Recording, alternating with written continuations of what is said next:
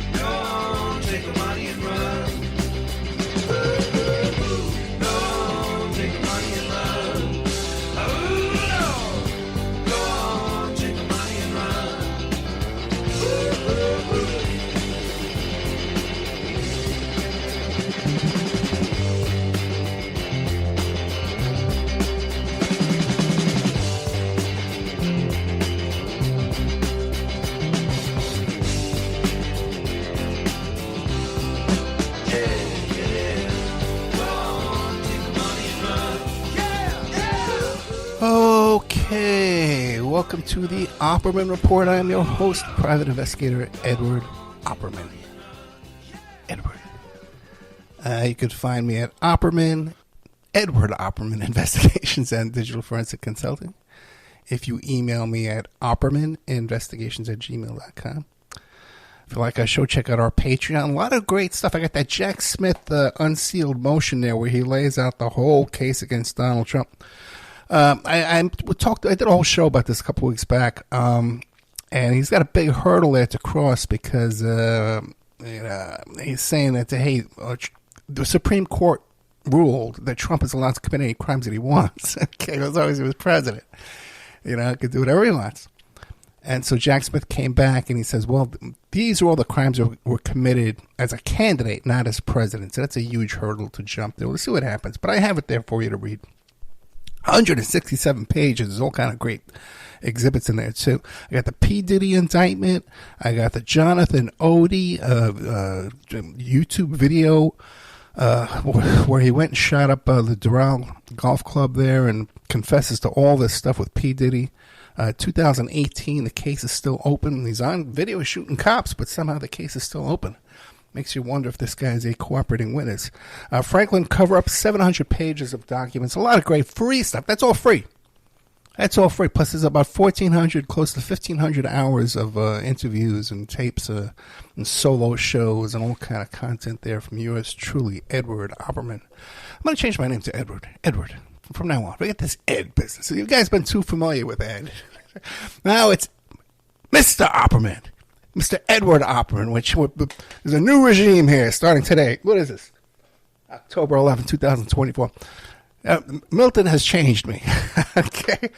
Do a live show every Friday night at Spreaker.com, Spreaker.com. You go there, sign up for free. It's a chat room. I do a live show every Friday night, 8 p.m. Eastern Time. However, starting January 1st, that goes away. I don't know how I'm going to do the live show. I still got to figure it out. Someone out there, too, wants to help out with the merch. Let me know if you want to. I got to set up some merch for the Christmas season. And if we don't get some serious subscribers to Patreon, $3 a month, we're going to see the death of this show. We're not going to make it to 12 years, that's for sure. Well, let's see how we do this Christmas season. So far, it's not looking good, though. Could be the end. The end. This is the end. My only friend. I'll play that now. So that's Spreaker.com, a chat room, email notification, blah, blah, blah, blah, blah. Quick update on Hurricane Milton. Okay, a lot of people have been contacting me during the week.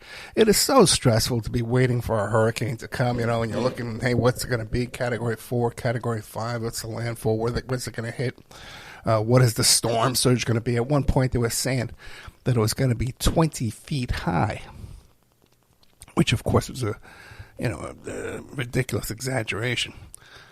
But still, you're sitting here and you're watching all this, and it's very concerning. You know, at the very least, you're going to be inconvenienced. The electricity might go off, your internet might go off. My phone's still not working. I can text, but I can't make phone calls. Just discovered that today. And wouldn't you know it, right before the show, Victoria contacts me via Skype and tells me that her boyfriend just got into a car accident with her brand new car. Just bought this car, not even 2 months. It's definitely not 3 months. It's about 2 months. And me, like a jerk, I advised her to take a high deductible. Because I always have my whole life. I never get into accidents. I assumed that the Opperman genes would continue another generation of excellent driving, but no such luck. No injuries, but minor damage to the cars. But even minor damage these days is $1,000, $1,500. So keep my little monkey there in your prayers, and her boyfriend. He just got his license, like not even 6 months. And even though your kids grow up, she's always an adult. She'll be 24 in November. They still, they need this life experience advice, to call their dad and get help. Anyway, let's move on. So back to the hurricane stuff, it's so stressful. And then people make it worse by contacting you. Oh, Ed, insisting that I evacuate. I know what I'm doing, but people insist I evacuate. I don't want to dwell on this too much tonight because I did 2 shows, updates about this, complaining about people demanding I evacuate. But then it's even worse than that because people contact my daughter, Victoria, and tell her to demand I evacuate. You have a father there? Tell him to evacuate. And my poor kid's feeling all guilty. Then I even had an ex-girlfriend's mother contact me demanding that I evacuate. And I, please evacuate. I said, look, if you care about me so much, why don't you pay me some of that money your daughter owes me? Okay? If you're so concerned about me. I didn't really say that, but what are you going to do? Anyway, we're going to tell some more stories from 11 years of misery and self-destruction and I don't even know what else to call it. Let's find my notes here. Get this over with. So anyway, all my juice is back on. I still have to boil my water. I forgot to boil the water this morning when I first woke up. I had a little stomach problem. I had to make some Alka-Seltzer, and I forgot to put the boiled water, and I drank the water out of the faucet. And I was up early, like 5 o'clock. And I said, you know what? Let me drive around. Not too many cars out. Let me explore and see how bad the damages are. A lot of street lights are still out. The stoplights are out. I got sick from drinking that stupid water. I almost didn't make it home. I was going to pull over and throw up on the side of the road, but I did make it home. But otherwise, I had mentioned too, both on Facebook and my little broadcast that I did there, that there was water on my kitchen floor that I couldn't figure out how it got there. I figured it out. Okay, what happened was I had frozen these water bottles, and then I had put them in the fridge. So when they froze, the plastic water bottles broke, and as they melted, it caused water to land on my kitchen floor. So we figured that mystery. It's an enigma wrapped up in a mystery. So 11 years I've been doing the Opperman Report. This October it was 11 years, or September I think it was. And the last 3 weeks I've been telling stories from the show. So we're going to continue that because I had so many notes left over, and I threw up some more notes together, and way more that I didn't get to tonight. But what are you going to do? Okay. Coming up after this, I got 2 great shows for you. One is Matthew Ricker talking about the... pretty much he comes on to trash Tom Grant about the investigation of Kurt Cobain. It's up in the members section now, ad-free. I'm going to play it tonight. But in the members section, I'm going to add some stuff. He gave me some audio of a new witness that they interviewed who claims Tom Grant was there the night of the murder. And I'm going to put that in there. And there's also a PDF file questioning Tom Grant's whole life. It really examines a lot of issues about the fellow there. Anyway, so that's available to you. Then before that, though, will be Greg Palast. He's got this great new documentary out, Vigilante Inc., and you can watch it for free at SaveYourVote.org. And you could also go to SaveYourVote.org, which is being paid for by Leonardo DiCaprio, to check and see if your voter registration is accurate and correct. Because what the Republicans are doing is they're doing this they're challenging people's ability to vote. So it's very possible someone has made a challenge of your credentials to vote, and they send you a notice, but they could do it the day before the election. And then when you go to show up to vote, they'll tell you, no, you can't vote. Oh, but here's a provisional ballot. You can use this. That provisional ballot is garbage, man. No one's ever going to count that ballot, okay? That's garbage. Don't accept that. There's a phone number of some lawyers you can call up at SaveYourVote.org. So watch the film. It's really funny. The interview with Greg Palast was fun, too. And I did those interviews, by the way, Thursday morning. Oh, no, it was Wednesday morning, waiting for the hurricane to come. It's just like, it's going to hit any minute. My power's going to go off. So I was a little stressed for that, too. And I did another interview, too, with this fellow about the Flint water crisis, too. It's very, very good, too. You'll probably be hearing that next week. And it'll be up at Patreon very shortly. Guys, I can't tell you how serious this is. We need at least 100 $5 Patreons to continue this, or $10, $50 Patreons. To continue to get another year out of me to doing this, okay? That's how tight things are getting. So I'll get into some stories here. I had on the show one time this fellow, George Christie. I'll tell you this story. He was formed with the Hells Angels, okay?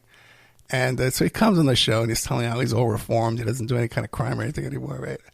And well, even though he's just had recent arrests, but whatever. Okay. So it turns out I'm over at my ex-girlfriend's house in Vegas, and her daughter's there. And her daughter had a baby with this fellow who had his own issues, you know. So he tells me, and he really looked up to me, this character, this kid. And he goes, you know what? He goes, Ed, I know George Christie. And I said, oh, really? How do you know him?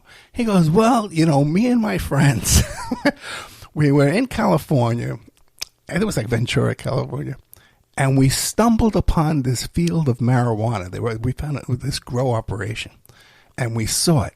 And we says, oh, wow, this is our opportunity. So they took like 200 pounds of this fresh marijuana, which really sucks to me. Because if you pick this stuff before it's ready, it's not going to dry out quality. The quality is going to be crap, you know, whatever. But so they pretty much, you know, destroyed this pot. And he goes, so we went and we took this pot. And then, wouldn't you know it, a couple of days later, like 25 Hells Angels pull up. George Christie's leading the group. And he tells us, man, you just ripped off the wrong guys. So they had to pay him back and pay, you know, give him the stolen merchandise and plus pay the damages plus a little tax on top. So it's a small world, you know what I mean? I have a guest on the show and my practical son-in-law there is ripping him off. And the kid there went on to some other adventures in his life. When I had first met him, he had this case where he was involved with this scam. He was Iranian, okay? And his father was Iranian. And if you look this up, this is it's a thing that's out there, okay? And they have a machine where they could take a $1 bill and reprint it to look like a $100 bill. Okay, but the problem is it costs more than $100 to print $100 bill. But they can make a bill. Okay, in this machine that they have, and they manufacture this machine in Iran because Iran does it to mess with our currency here, right? And then the kid had access to this thing through his father. So they did a scam with this guy who had an infomercial selling vitamins on late night TV. And they showed him how they could do it. He comes to the hotel with a big duffel bag full of money. And then they have their own guys come in and rush in. Secret Service, you're under arrest, blah, blah, blah, blah, blah. And they steal the guy's money. Well, this guy wasn't going for it. He went to the cops, and the cops arrested this kid and his friend, who's a shady guy as well. And they testified against his own father, okay? His father went to prison. These two guys, young guys, made a deal against their own father. Which I have no respect for that, you know. I didn't have any respect for this kid anyway. And then they became informants for the U.S. Secret Service. Now everyone's talking about this Butler assassination attempt, and oh, how could the Secret Service fail you there? Secret Service is a disaster. Okay, so these two guys, they become informants for the U.S. Secret Service, right? And then when I had another issue. Because one of these guys could ping cell phones. He had an access through the U.S. Secret Service that could ping cell phones. And he was going to sell that service to me when Neil Schoen and Mikhail Salahi, when she went missing and her husband thought that she was abducted, but she ran off with the guy from Journey, the lead singer of Journey. They came to me to locate her and hire her, and I was going to ping her cell phone. But then the FBI got involved, and they called me up, threatening me, telling me I wasn't allowed to do the investigation. This is what goes on in my life, guys. Okay, and it gets better. This story gets better.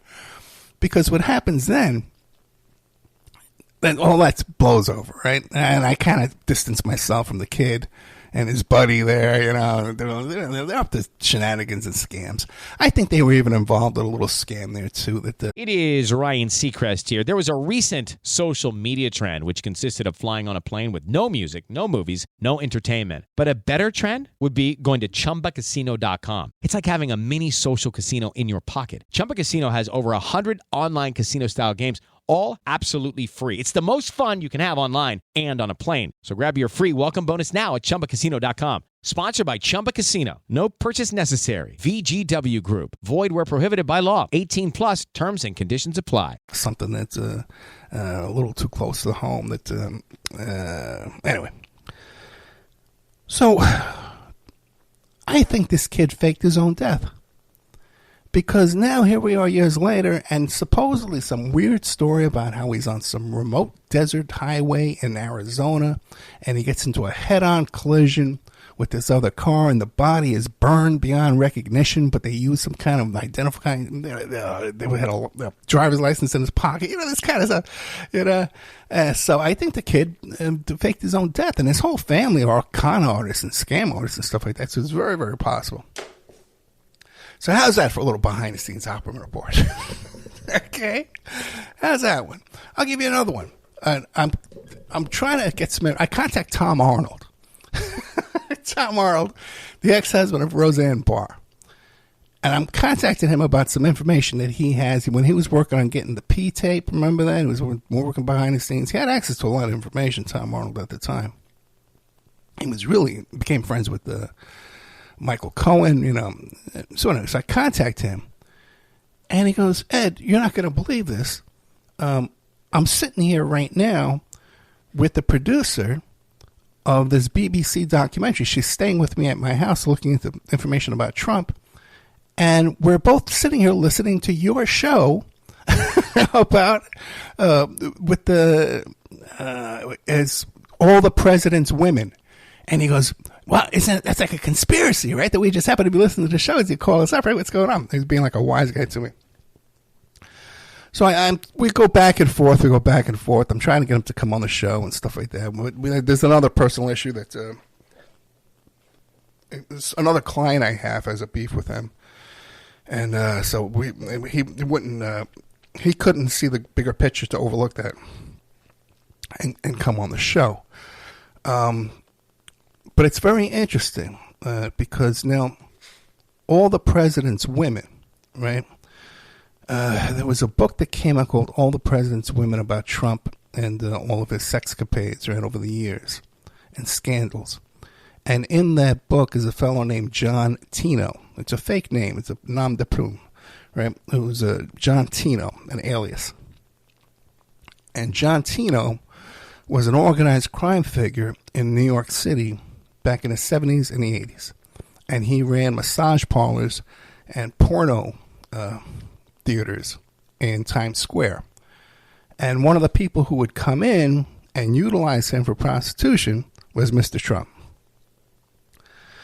And there was one occasion where Trump had sex with a porn star and an underage little girl. Okay, and John Tino arranged this. So it's in the book, All the President's Women. It tells a story about John Tino, tells a story about this underage kid. I interviewed the two authors who wrote this book. When I interviewed the first author, she tells me, oh, I don't know that much about the Tino story. You got to talk to the other author. And then when I have him on the show, he doesn't want to talk about Tino either. So I did a whole show about this. John Tino disappeared to NDA Island. See, because what happens is, even, the stories get caught and killed. We know that. Catch and kill. Ronan Farrow explains to everybody how it works, okay? And he mentions a couple of my cases in that book.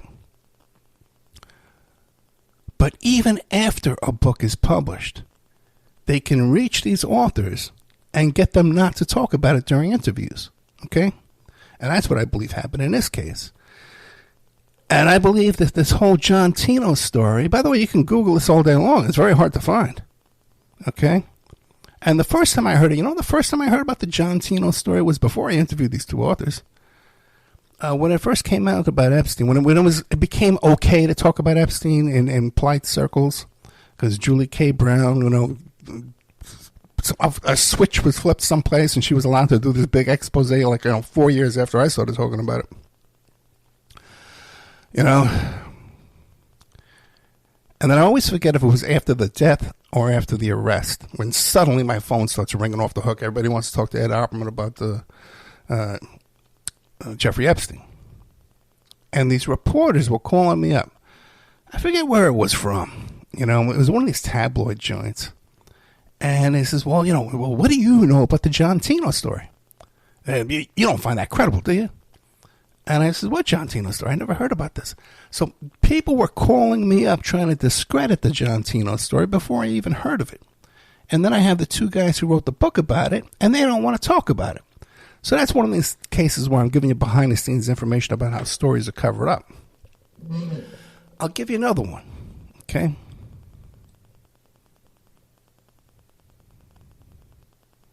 Be going back and forth. Ricky Casso. Remember Ricky Casso, the Acid King, where he killed that guy and he says, say hail Satan, say you love Satan, something like that, right? And there's a lot of information. It was in the Ricky Casso story, there was a lot of information about him being influenced by this older guy that many people believe was a member of the Protestant Church.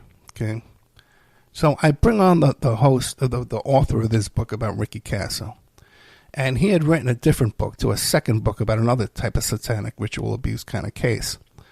And so I always tried to get him to come back on the show. We did the show about Ricky Casso. Everything's cool. And I can't come back. I can't come back because we're working on this big project. And, okay. Well, the project is telling me every couple of years they contact me. You want to come back? Then I see Netflix does a big documentary reopening and re-exploring and re-examining the Ricky Casso case. And according to them, there was no Satanism involved at all. And who do I see on there? My former guest, agreeing with them, who wrote a book. Okay. Saying the exact opposite. But Netflix gets to these guys, they write them a check, and they're on there, yeah, I'll say whatever you want, Mr. Netflix. Okay. That's how this stuff works, guys. Okay. I think I told you, too, last week about how, there was a period of time. Every one of my guests was being contacted by these minor TV production companies and getting them to sign NDAs, and they can't talk about their stuff anymore. And whatever you do, you can't tell Ed Opperman you signed an NDA and you have a deal with us. Okay? They're listening to my show to find these people, reaching out to them. They're talking about me in their negotiations. But part of their deal is they're no longer allowed to talk to me anymore. How about the Netflix? Remember the Netflix smear of Maury Terry? Okay. A lot of people may not realize how much I was involved in that, in the preparation of that documentary series. That fellow, Mr. Zeman, is a producer of that. He did the Cropsey film, too, as well. Where he, in the Cropsey film, he makes an allegation of de Grimson being involved in the Cropsey murders on Staten Island, because de Grimson lived on Staten Island. Then he somehow comes into possession. The chain of custody on this is all up the wazoo. Shady as F, as the kids say. Shady AF, as the youngsters out there like to say. But this guy contacts me through a mutual friend who had a daughter that was working for him. So I kept all that private over the years. And this guy's emailing me, Ed, send me this show, send me that show, put me in touch with this guest, put me in touch with that guy, all this kind of stuff. Oh, and Ed, I want to interview you for this documentary about your experience with Maury Terry. Now, everybody who knows me and Maury Terry knows we didn't get along. I found him to be racist, okay, bigot, and very difficult to get along with him, as well as I am. Okay, I guess some people seem to feel that I'm difficult to get along with, but I'm really not. And I ask for nothing from anybody in these kind of circles with this kind of stuff. Former guests, it's always the other way around. Former guests coming on here trying to hire me and get me to do work for them for free and stuff. That's what the problems are.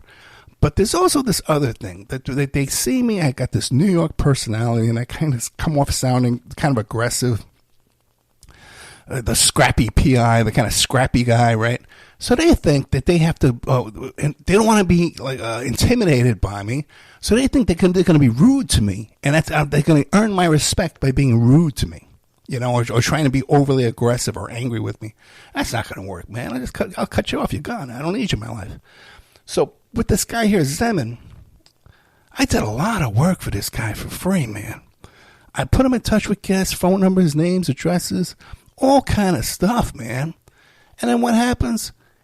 He says, hey, we want to interview you. I said, okay, I'll do the interview.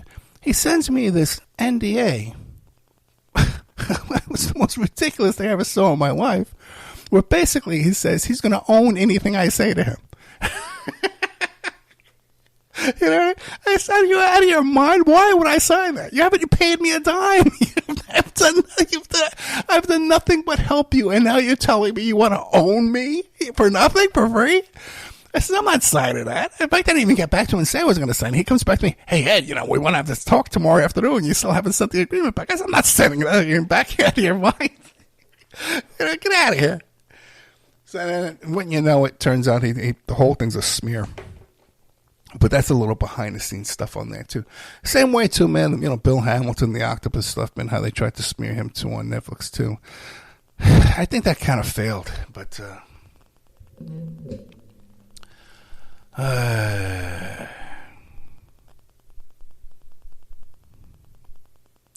you know, you might see some stuff out there about P. Diddy right now.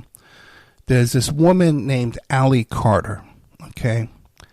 And she first came to prominence in the alternative media community because she started saying that she had been to these underground bases underneath the Getty Museum, where there's hundreds of thousands of children being held slave and captive under the Getty Museum, and then there's a tunnel network all over the world from the Getty Museum. Now that comes from the guy who made that up is a guy named Stephen D. Kelly. Now I know this guy personally. I've met him in person. I've got pictures, photographs, posing for a picture with this character. And he claims to be former NSA and CIA. I looked into this guy's credentials. I looked into his credibility. He's totally full of crap. He was involved in this big hoax with Dr. Bill Weld and Kerry Cassidy and this nonsense. And I contacted the guy who was behind the hoax. He confessed the whole thing. I went to him and Kerry Cassidy and I told him, "Hey, you know, that thing's a hoax." Here's an email from the guy saying it's a hoax, admitting it. And they just went and kept peddling that hoax. So he's the guy who made up this fantasy story about the Getty Museum. Allie Carter heard him, and she started repeating that. And now she's running around telling people she's been in tunnels under P. Diddy's house. Total fraud, total nutcase, total waste of time. Okay? And this is from a guy that knows the people that made up the story.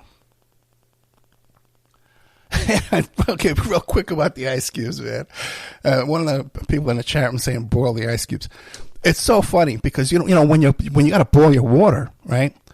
The water coming from the untreated water coming from you is you're making ice from that. You can't use that ice. So I'm telling my neighbor, I says, "Oh yeah, I gotta throw out my ice. I gotta stop using the new ice too. I gotta turn off my ice maker." And she's saying, "What are you talking about? That ice doesn't come from the faucet.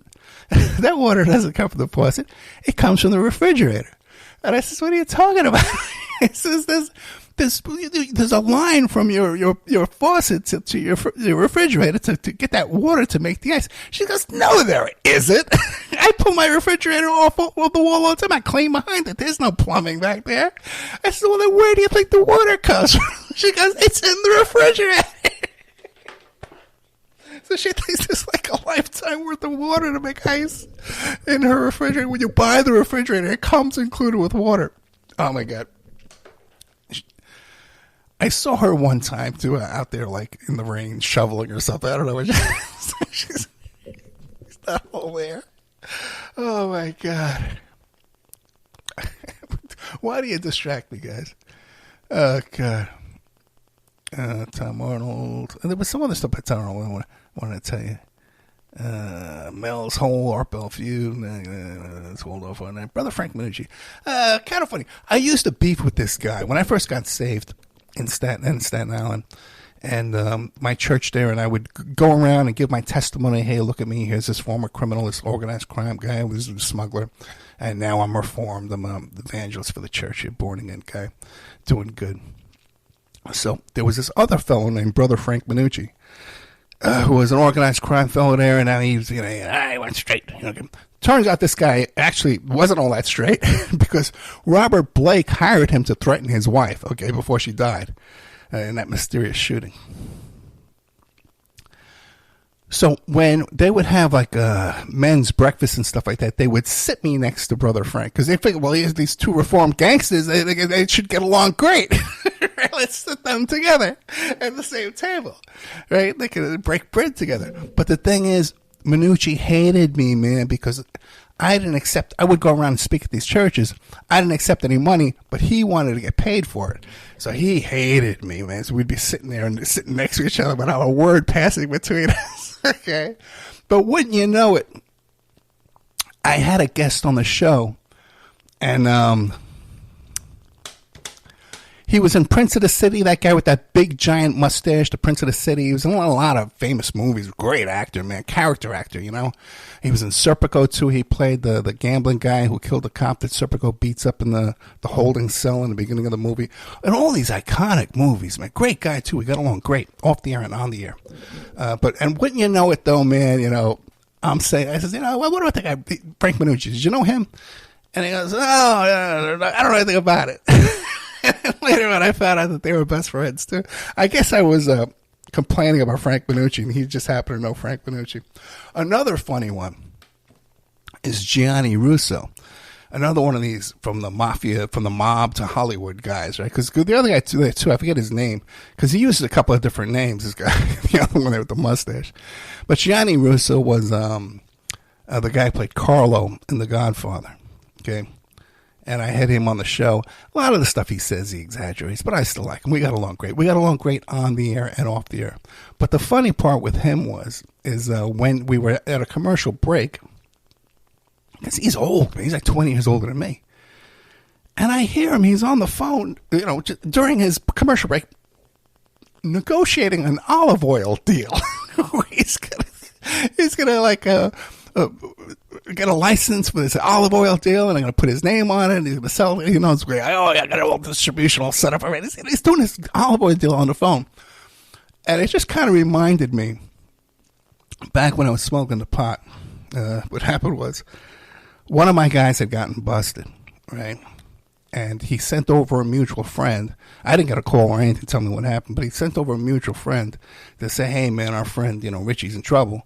And he needs money for bail. So that's why I'm coming here to pick up the money and bail him out. He says, you're going to take care of him. I said, oh, yeah, I'll take care of him. So it was so funny.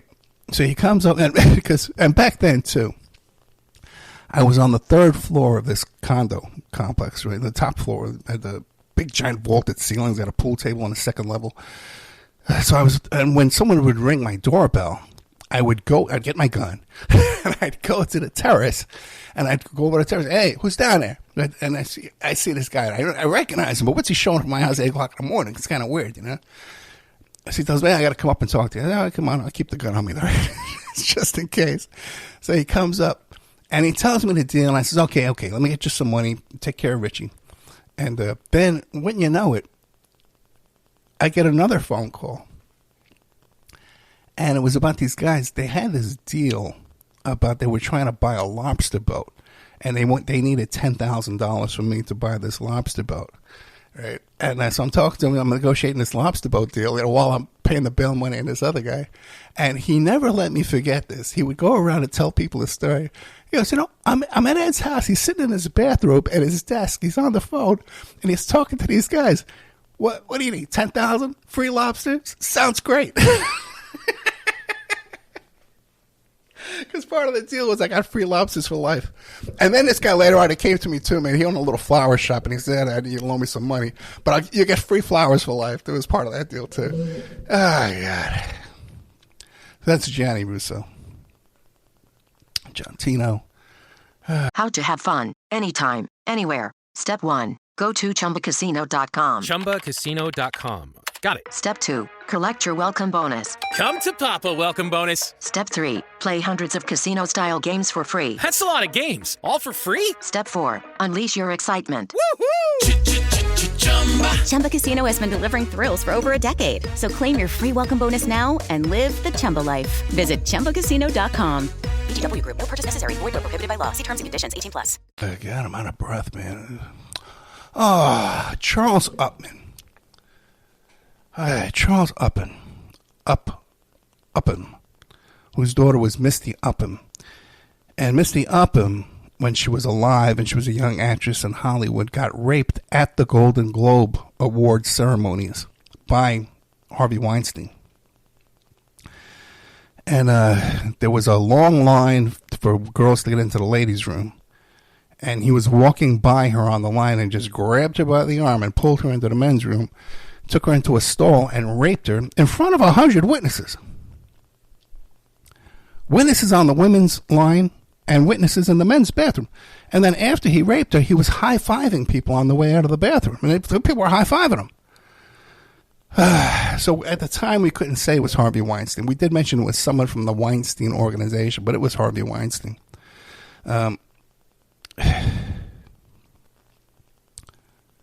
That's a really brutal interview. Because this poor young lady never had a chance in life. She was raped as a young child on the Indian reservation there.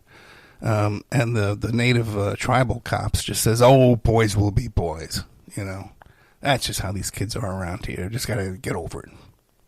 Right. And then she had all kind of issues with mental issues like bipolar kind of stuff and confusion. And she had moved to be near her parents. I think it was like Seattle or something like that. And she was in between the Medicare, Medicaid, you know, and she was offered medication. And she, having an episode, the family called the police and she took off running and wound up falling off of a cliff to her death. This is after the rape of Weinstein. And the cops didn't even bother looking for her. You know, the civilians found her there like weeks later. When the cops told her, yeah, she ran right down that trail, right there. You know, they didn't even look for her. Made no effort to search for that young lady. I interviewed several times Mike Parziale about the Michael Jackson case and the Wade Robeson case. And he would come on and tell me about these different cases. He told me about Nathan Forrest Winters, who was the young boy who was molested in a film by Victor Silva. Okay? And, you know, no one had interviewed this kid, by the way, before me. He does a lot of stuff now. And he came out with his own little film there called The Babysitter. But I interviewed him, and he tells a story about how, because Francis Ford Coppola had produced the film for Victor Silva, that this young boy was molested in. And everyone on the set said, hey, man, the relationship between this little boy and this director is weird. And that's how he got busted. Okay, because people saw this thing and said, hey, this is not right. But when you know it, they kept in the scenes in the movie of Nathan Forrest Winters, scenes that were clearly used for Mr. Silva's sexual gratifications. Is one issue. But then Francis Ford Coppola stayed behind Silva, produced him in another film, and also asked that he be released to attend the premiere of this film. Get out on a furlough to attend the film premiere. So that's Mr. Francis Ford Coppola for you. He's got a big film out there now, which reminded me of all this. I was talking about it recently. But that's a whole other thing going on there, man.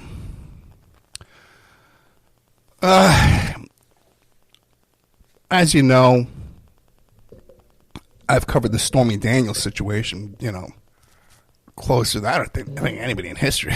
Okay, about that story, man. Because I know everybody involved. I know Gene Rodriguez, Keith Davidson, Keith Schiller. I knew him. Dylan Howard. I knew him. All these people that are mentioned in that negotiation, that deal there. My name, they talk about the PI. The PI is in the Michael Cohen text messages. And, of course, my client and my sponsor, Keith Davidson, has testified at the trial. The guy Trump has 34 convictions. Kind of an interesting, funny story there, too. Is the first time I had ever called Dylan Howard when I didn't know him, before I had known him, you know. And he answers the phone. And I go, hey, Mr. Howard, my name is Ed Opperman. He goes, Ed Opperman, I'm a huge fan. I says, yeah, bullshit. I says, you never listen to our show. And he starts rattling off all the sponsors and stuff like that about, Aquadev, and Keith Davidson and stuff. Oh, no, I've known Keith Davidson for years. Stuff like that. That was mind-blowing, too, that he had listened to the show. But so Stormy Daniels, I think I've covered better than anybody else. No one can touch me on that. Christopher Dorner. Now, remember him? He's that cop that went nuts and shot up the whole LAPD up there. And, the cops shot up these two women in a pickup truck and 72 bullets in their car. And then they want to burn in this guy alive. My connection to that is that people don't talk about the Christopher Dorner story. Is he owned a place in Las Vegas at Rhodes Ranch. In fact, and he bought his silencers for his gun at one of the gun stores I used to go to in my neighborhood there in Green Valley Parkway, Green Valley Ranch. Now, the cops went to his Road Ranch house. Right? I guess that you have to check it to see if he's in there. But there comes a point, they know he's not in there. But they shot up that house. Okay? They shot that house up with some kind of projectiles, I guess tear gas canisters or something. They were the size of Coke cans. And you could see these holes in the walls and the windows, the size of Coke cans. Right? Now, you can't find those pictures on the internet anymore. They've been totally scrubbed off the internet. And then what they did was, they knew he wasn't in there. They shut down that neighborhood. They shut that down, that neighborhood. They wouldn't let people come out of their house. And then 3 o'clock comes rolling around, and the school bus shows up to drop the kids off to their neighborhood. They wouldn't let the parents go to their houses and leave their houses, go to the school bus and pick up their kids. The cops, in full SWAT gear, took these kids off the bus one by one and walked them over to their parents' house. Huge scandals and weird stuff went on in that case. We did a great show about Christopher Dorner. Did a couple of great shows about the DC sniper, okay? One where we had this fellow come on, Emilio, I forget his name, and he'd been talking to the DC sniper. He confessed to 30 other murders. That was exclusive to our show. That had not come out anywhere before us. And then I had this other woman come on and talk about his connections to FBI and stuff like that too as well. Oh, Melvin Dumar. Remember the story about Melvin Dumar and Howard Hughes, and how Howard Hughes had Melvin Dumar picked him up on the road there, and then Howard Hughes put him in his will. They made that great movie about it, So I tracked down Melvin Dumar. This guy wasn't doing media appearances or anything like that. I track him down, man. He comes on the show. What a nice guy, man. He was in real estate up in Utah at that point in his life. And you know what or what? It was a small world. Because his claim was he picked up Howard Hughes on this road outside of a brothel up near Reno. I think it was Reno, right? It's one of those remote brothels that they have up there. And it turned out later on, we confirmed that Howard Hughes did go to that brothel. And that was unconfirmed by anybody. I think we confirmed that through Sarah Jane Woodall, Wonder Hussy, okay? Which, by the way, people always, at the time when I first interviewed Wonder Hussy, they were calling her like a prostitute and a pornography and stuff like that. They're saying these horrible things about it. People just couldn't appreciate the performance that this woman was doing. And she was a columnist, and she's been in movies and stuff. And now she does these YouTube videos exploring abandoned Wonder Hussy adventures and stuff like that. Totally rebranded herself. But when I had her on the show, she didn't have any following at all, man. I got her 6,000 followers on YouTube just from the first appearance. Commie Nudie. How's this, man? On WBAI in 1970s. There was this caller who would call in to the station, and usually Bob Fast, because Bob Fast, they used to say he was a communist. And one time he was telling a story about how he went to a nudist colony, to a nudist camp retreat. And this caller got upset about this, and he would call up and say, yelling, "Commie Nudie," into the phone. And he would make these prank phone calls. And then we found out, okay, that he worked at a fire department. And in front of the fire department, there was a bank of payphones, like 12 of them in a row.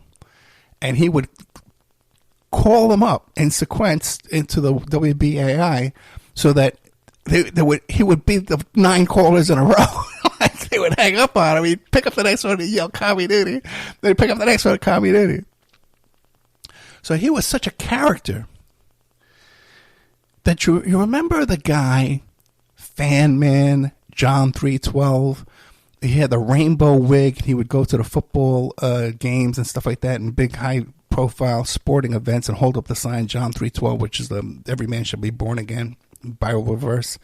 But he would do it with his rainbow fright wig. And then it turns out that John Fan Man, as they called him, had his own issues too, and he wound up taking hostages in this hotel room. He took the housekeeper in this hotel room hostage. There was an armed standoff. He wound up going to prison. But before that, Kami Nudie, my guest here on the show, tracked down Fan Man. He saw him on TV and says, "Oh my God, this is so interesting." It's kind of like me, I think Kami Nudie is interesting, so I track him down, bring him on the show. Turned out he was a 9/11 hero. He was one of those heroes at 9/11, fireman. And he got the 9/11 sickness too. He was dying of cancer at the time I had him on the show, but still a fun guy. And he was in the Radio Hall of Fame for calling and screaming Kami Nudie. How's that? Oh, who was that guy? Alan A. Bell. I'll tell you that story.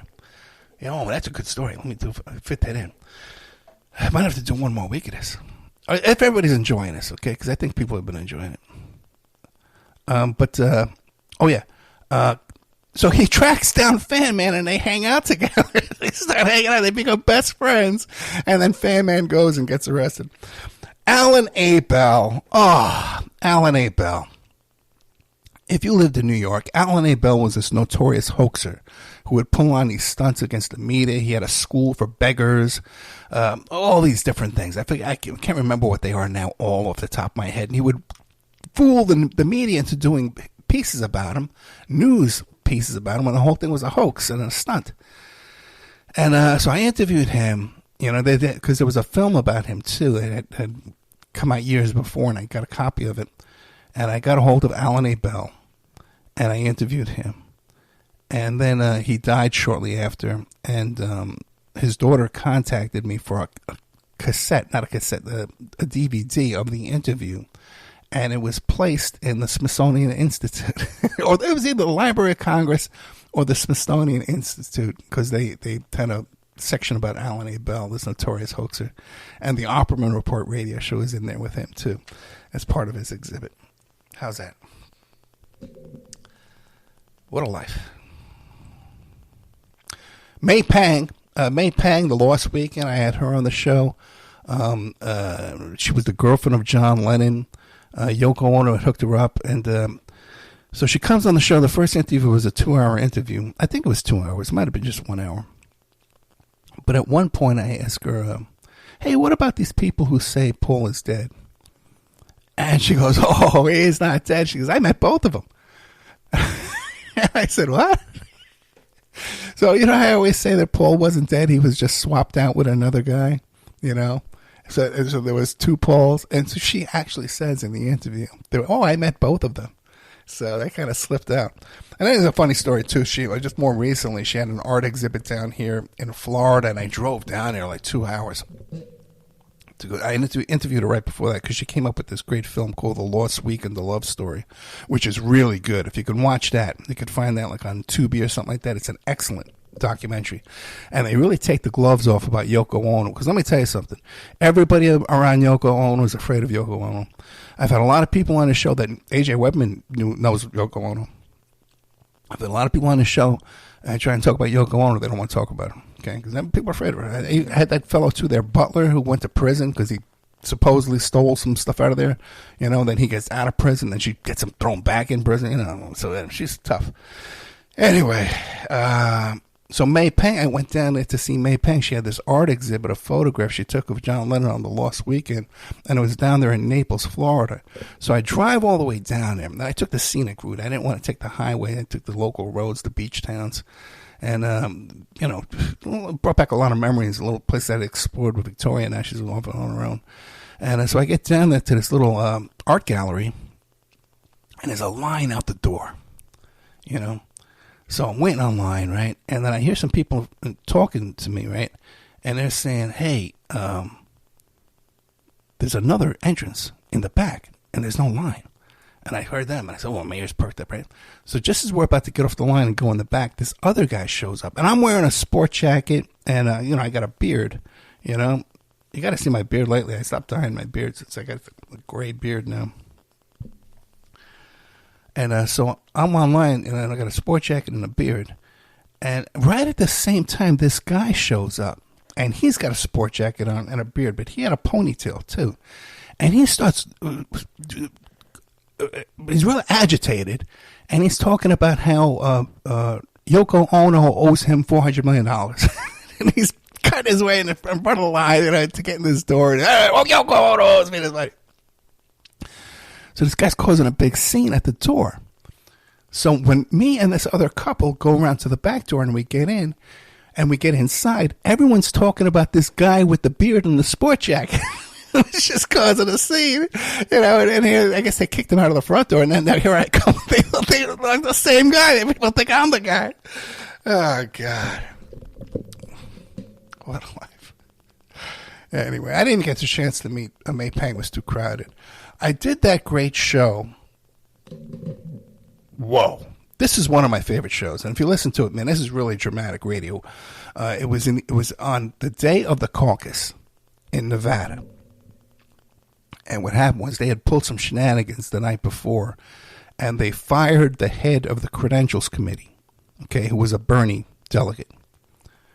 And they did that so they could sneak people in without credentials, and no one was qualified to check people's credentials. And later on we found out, yeah, that's true, because even when I went down to the caucus, to my caucus there, these are supposed to be my neighbors, people that I would know. I didn't recognize anybody in that room.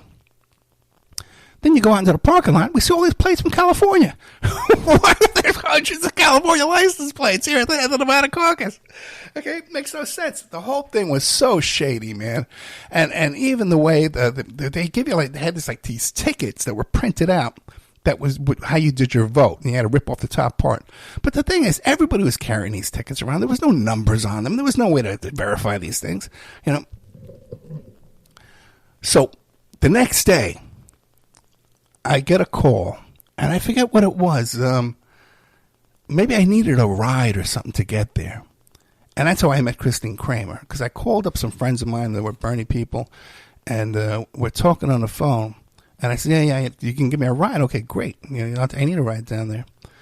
And we're on this conference call, and they start talking about, we might get arrested today because we're confronting them, they might be arrested. And I says, well, wait a minute. I says, if something's going on like that, I'll broadcast on the radio. And he says, what are you talking about? I say, I got a radio show. I'm on 10, 15 internet radio stations all over the world, in Ireland, all over. Okay, and I says, and I can break in. I can go and just start broadcasting live on their stations. I have the authority to do that if it's a big, important story.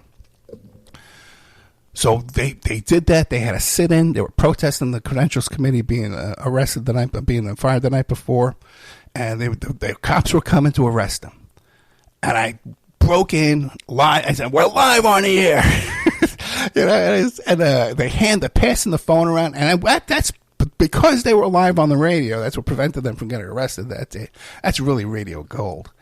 Hello, it is Ryan, and we could all use an extra bright spot in our day, couldn't we? Just to make up for things like sitting in traffic, doing the dishes, counting your steps, all the mundane stuff. That is why I'm such a big fan of Chumba Casino. Chumba Casino has all your favorite social casino-style games that you can play for free anytime, anywhere with daily bonuses. So sign up now at ChumbaCasino.com. That's ChumbaCasino.com. Sponsored by Chumba Casino. No purchase necessary. VGW Group. Void where prohibited by law. 18 plus. Terms and conditions apply. Let's see here.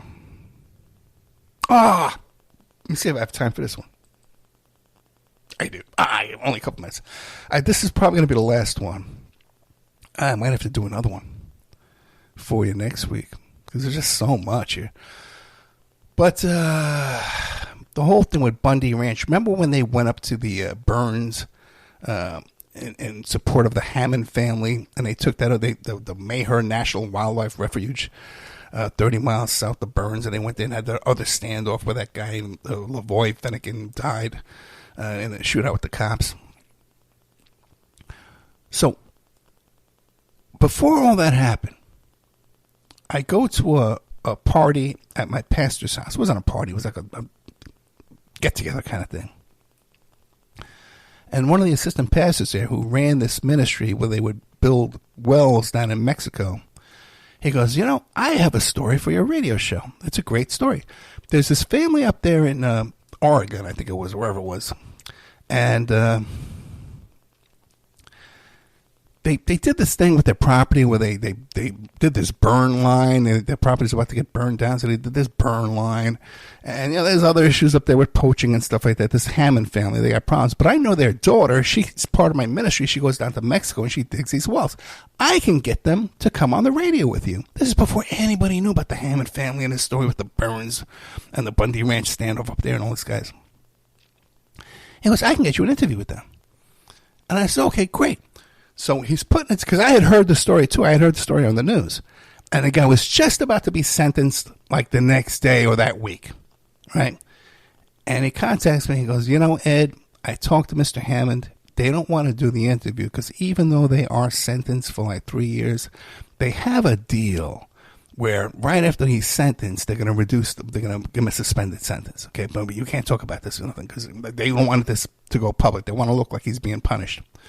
And what you know, these morons from Bundy Ranch go up there and do this standoff, the guy winds up going to prison. The guy that they went up there supposedly to save and help and all that stuff, they wind up putting the guy in prison by doing this thing. So I interview the guy. Now the Bundy Ranch is a big story, so I interview my friend who has the ministry. He comes on the show. So this is way back when I was on that crazy station, Revolution Radio. That's how long ago this was. So he comes on my show and tells a story. So these other hosts on the station down there, they're all glued to my show. Well, it was insane. Copying all my work. And they contact this guy and say, we want you to come on our show too. And he goes, wait a minute. Hold on. I'm not the spokesman for the Hammond family. I did Ed a favor because he's a friend of mine from church. We're friends. Okay, that's why I went on his show. So these other hosts go on their show that night. They don't have a guest. So they just make it up. They just make up the whole story. This totally made up this crazy thing about how there were mineral rights up there. The federal government was coming in to take their land. It was just, they didn't know what they were talking about. Then when the standoff up there got big and got crazy, those nuts from that station told them they extended their standoff with the cops in that situation up there for days and days and days because the people from the radio station, these crackpots who just made up this whole story, were telling the Bundy Ranch people there's the police are going door to door up there arresting supporters in the town up there. Okay, arresting your local supporters. But don't worry, because there's divisions of patriots are on their way up there to support you. So these guys who are sitting there doing this armed standoff think that they have reinforcements coming with patriots. So they extended their standoff due to the irresponsibility of some of the crackpots at that station. All right, guys, we're out of time. I got so much more. Reverend Pinckney I want to tell you about with his little tool that he would use to turn the water back on. Armed men at a Las Vegas Trump rally. There's so much stuff here. Some behind-the-scenes stuff about George Webb. That nut. God, there's a lot of stuff here. I should do maybe like a special 2-hour show. Or maybe go in there and edit this whole. Anyway, let's get going. Guys, I super duper need Patreons. Okay, man. If you're a Patreon member now, why don't you up your membership from a 3 to a 5 or from a 5 to a 10, whatever they are. I don't even know what those things are. Or if you could come up with a suggestion of how I could make the Patreon more interesting to you. I do have my sizzle reel from the old documentary pitch that we had done. I want to put that up there on Patreon. I got the Courtney Love tapes. I can put that up there.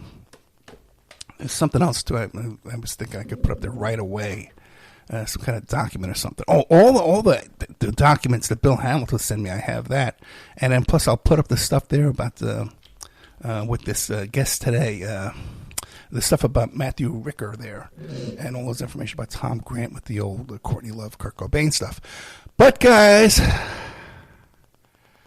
out of time, out of breath, out of my mind. Okay. Can't go on anyway. Oh, okay. I'm gonna give you another couple of minutes after I play this outro song. Okay, so stay with me. Wanna tell you about the girl I love. My, she looks so fine. She's the only one that I've been dreaming of. Maybe someday she will be all mine. I wanna tell her that I love her so. I thrill with her every touch. I need to tell her she's the only one I really love.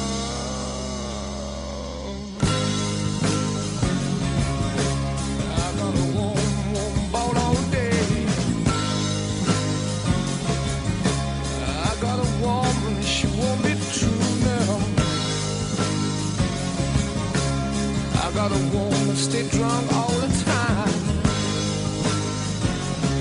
I said I got a little woman and she won't be true. On Sunday morning when we go down to church, see the men folks standing in line. Don't say they come to pray to the Lord, not when my little girl looks so fine. And in the evening when the sun is sinking low, everybody's with the one they love. I walk the town, keep searching all around, looking for my street corner girl. I got a warm, warm boat all day. I got a woman, she won't be true, no, no. I got a woman, stay drunk all the time. I said I got a little woman and she won't be true. And in the bars with the men who play guitar, see the drinking and remember the time. My little lover does a midnight shift. She follows around all the time. I guess it's just one thing left for me to do. Gonna pack my bags and move on my way. 'Cause I got a worried mind, sharing what I thought was mine. Gonna leave her with the guitars play. I got a woman, she won't be true, no, no. I got a woman born all day, yeah, yeah. Now, now. I got a woman, stay drunk all the time. I got a little woman and she won't be true. I said she won't be true, no. Yeah, no, yeah, no, yeah, no, yeah, no.